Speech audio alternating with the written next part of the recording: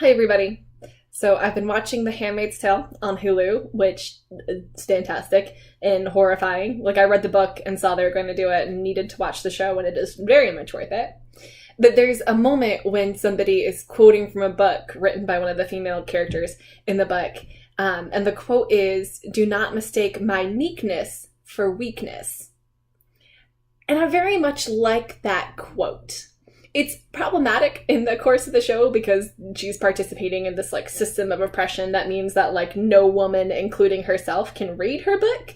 But it does tell us that there's other ideas of power that we can be exploring, especially as women.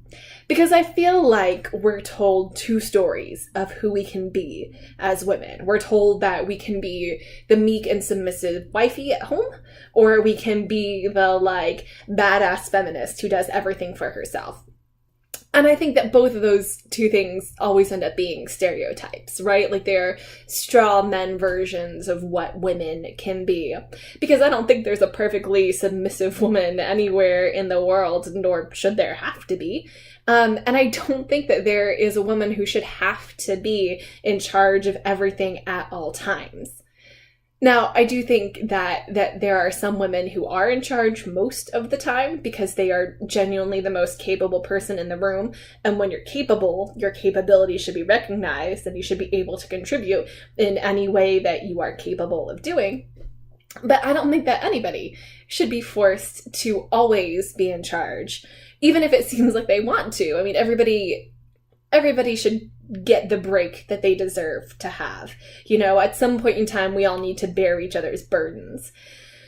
So I think that we need to go back and rethink the stories that have been told to us about who we can be and about where our power lies. Because we have this idea of biblical womanhood that tends to lean toward the submissive side, especially if you're reading some of the epistles.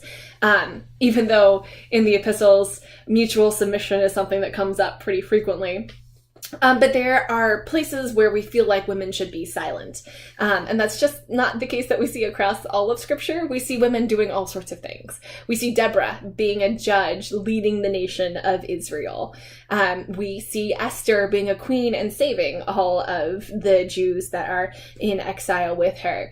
We see, say, even Mary, getting to sing this song that proclaims a politically subversive message, getting to carry God into the world, and then also getting to say that things don't have to stay this way.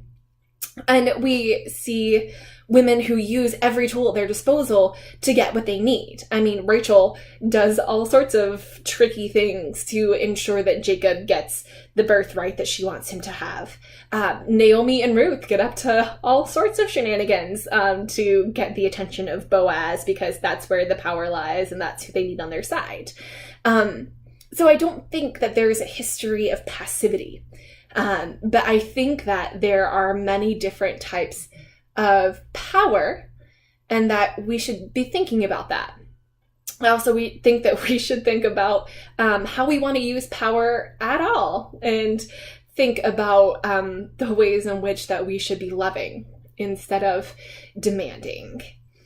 So I think that it's worth rethinking what we've told ourselves about who society thinks we should be and who the Bible thinks we should be, and instead do some soul searching and think about what is the best person to be, rather than assigning a gender to it and saying what's the best thing for a woman to be. I don't know. I'd love to hear your thoughts on all this and any examples you want to throw my way, and I'll see you next week.